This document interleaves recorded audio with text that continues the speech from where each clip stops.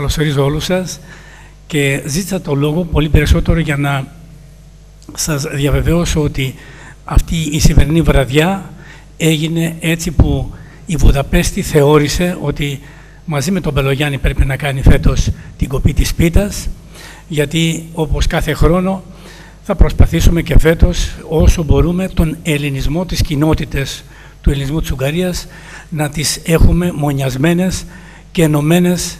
Σήμερα στον Μπελογιάννη, πέρσι ήταν στο ξενοδοχείο Άκτορ και θα συνεχίσει κάθε χρονιά έτσι που οι μειονότητες, οι κοινότητες να γνωρίζετε μία με την άλλη.